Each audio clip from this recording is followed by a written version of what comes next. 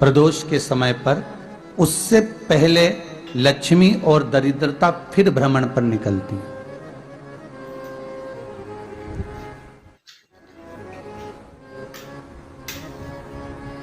शिव भ्रमण कर कर जब वापिस आ जाते हैं, हिंदू धर्म में पीपल के वृक्ष की जो गणना वराह पुराण में करी गई है, 4 बजे से 7 बजे तक शिव के भ्रमण का समय बताया है शाम को। तो 7 बजे से लेकर फिर रात्रि 9 बजे तक लक्ष्मी और दरिद्रता फिर भ्रमण पर जाती है। इनका एक समय निश्चित है महाराज। भ्रमण कर कर आ जाना। अब इस बीच में जब लक्ष्मी और दरिद्रता दोनों निकल कर जा रही हैं, तो दोनों एक भाव रख कर जाती हैं कि आज हमको कहां प्रवेश करना।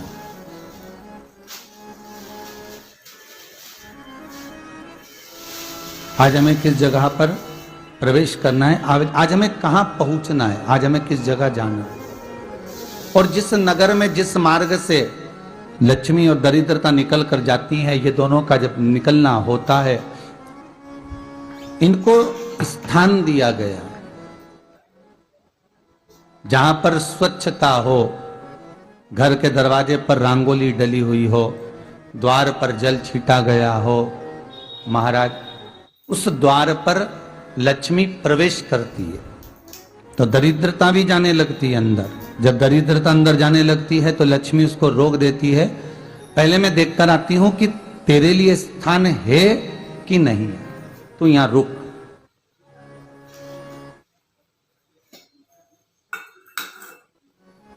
कुछ देर तक दरिद्रता बाहर खड़ी रहती है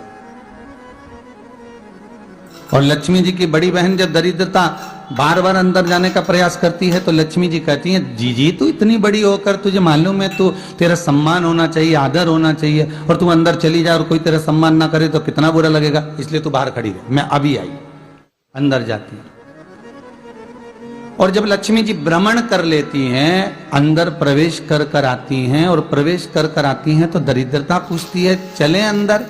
तो लक्ष्मी जी कहती हैं, तुझे मालूम नहीं है क्या जीजी कि जिस घर में मैं प्रवेश कर जाती हूं उस घर में फिर दरिद्रता नहीं जा सकती, क्योंकि ये तेरा वचन था, ये तेरा वचन था।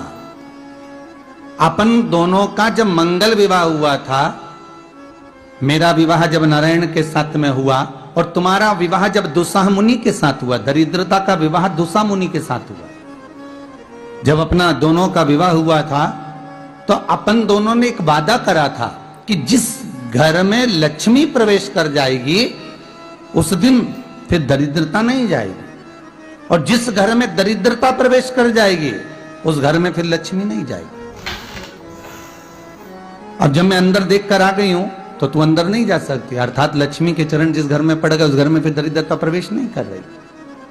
चलते चलते फिर दरिद्रता ने देखा और लक्ष्मी जी इसको लेकर गई, और लक्ष्मी जी ने देखा कि इसके दरवाजे पर जल नहीं छीटा गया, इसके दरवाजे पर ना रंगोली डली है, इसका द्वार साफ नहीं हुआ है, इसके द्वार पर दीप नहीं है, इसके द्वार पर कलश नहीं है, इसके दरवाजे पर ढेर सारा कचरा पड़ा हुआ है, कोई श्वान कोई कुत्ता गंदगी भी कर कर चला गया है, कहीं बिल्ली ने गंदगी कर रखी है, कहीं जीवों ने कुछ गंदा गिरा रखा है। तो फिर लक्ष्मी जी कहती है, जी जी अब मैं होकर आ गई थी ना, अब तू जा, तू होकर आ। और दरिद्रता प्रवेश करती है तो अंदर जाकर क्या देखती है दरिद्रता कि इतनी सवेरे से मैं घूमने इनके दरवाजे पर आई और ये तो सब चादर तान के चकाचक गुर्राटा भर भर कर सो रहे हैं। तो दरिद्रता कह देती है, तुम्हारा भाग्य ही बेकार है, तुम्हें क्या करूं, तुम ऐसे ही सोते रहो। और दरिद्रता गुस्से में बाहर निकल कर आती है, लक्ष्मी से कहती है, लक्ष्मी तू इसके घर में जाना ही मत ही। तो दरिद्रता को कहती है, जीजी तेरी बात नहीं मानूंगी क्या मैं? लक्ष्मी जी बोली, मैं तेरी बात नहीं मानूंगी, बिल्कुल नहीं जाऊंगी इसके घर में, तू चिंता मत कर, चल आगे चल। फिर आगे बढ़े। ये लक्ष्मी और दरिद्रता का प्रवेश। आपके घर का द्वार आपके घर का दरवाजा। फिर निवेदन करूंगा एक बहुत सुंदर बात, हमें महाराष्ट्र से सीखना चाहिए, हमें साउथ से सीखना चाहिए, दक्षिण से। जिस समय पर भक्ति देवी यमुना जी के घाट पर रो रही थी अपने पुत्र ज्ञान और वैराग्य को गोदी में लेकर, समय देव ऋषि नारद ने एक प्रश्न किया था कि तुम कहां पर पोषित हुई हो, तुम्हें ऊर्जा कहां से प्राप्त हुई? तो कहा मैं गुजरात से तो चली हूं। और वहां से चलती चलती भक्ति देवी कहती है मैं बहुत दुखी होकर, बूढ़ी होकर, द्रवित होकर, बड़ी दुख में वहां से चलते चलते जब मैं महाराष्ट्र में पहुंची तो मैंने वहां जाकर देखा कि वहां पर लोग हर पल हर घड़ी ब्रह्म मुहूर्त में उठकर स्मरण करते हैं, नाम जाप करते हैं और दरवाजे पर जल छीट कर रंगोली डालते हैं। तो कह रही है कि वहां पर मैं थोड़ी अवस्थावान होने लगी, वहां मुझे अच्छा लगने लगा। फिर जब मैं और आगे पढ़ी, दक्षिण में जब पहुंची, वहां पर जाकर मैंने देखा कि सुबह से उठकर मंगलाचरण, मंगला स्तोत्र और वेदों की ध्वनि होने लगी। वहां पर मैं और आनंदित हो गई। हमें कुछ चीजें महाराष्ट्र से सीखना चाहिए कि वहां रहने वाले जो भगत हैं, वारकरी संप्रदाय के जो भक्त होते हैं, वैष्णव जो धर्म के भक्त होते हैं, उनका नियम है सवेरे के समय घर में पानी है कि नहीं है, पर जब भी वो घर का दरवाजे के बाहर थोड़ा ना थोड़ा पानी तो छींट ही देते हैं। और छींटने के बाद फिर वहां पर अपने यहाँ तो दिवाली पर रंगोली बनती है जी, और वहां पर रोज की रंगोली बन जाती है कि कभी हो सकता है परमात्मा राह भूल कर हमारे घर में प्रवेश कर जाए, इसलिए वहां प्रतिदिन की रंगोली, प्रतिदिन।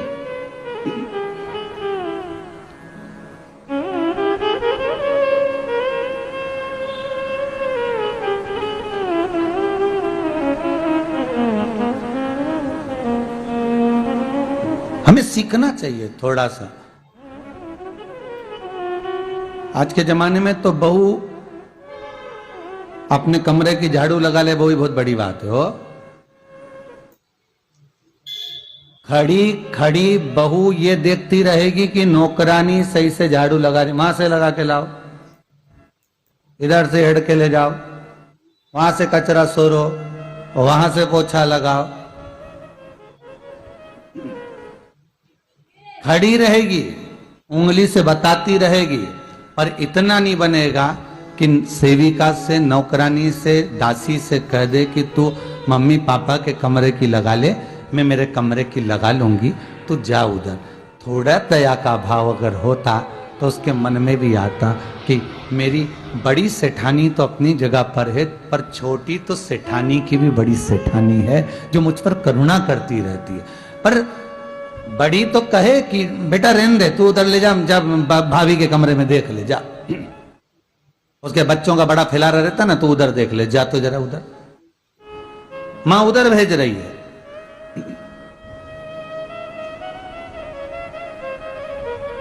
थोड़ा सेवा का भाव हमारे भीतर हो। और एक निवेदन तो हमेशा करा है और अब आज भी करता हूं, पूरे घर की सफाई करवाओ, पूरे घर में तुम पोछा झाड़ू जो चाहे करवाओ, मना नहीं है। पर एक निवेदन है, रसोई घर के अंदर बहू और बेटी ही जाकर भोजन बनाए तो अन्नपूर्णा सदा कृपा करती है महाराज, बहू और बेटी ही।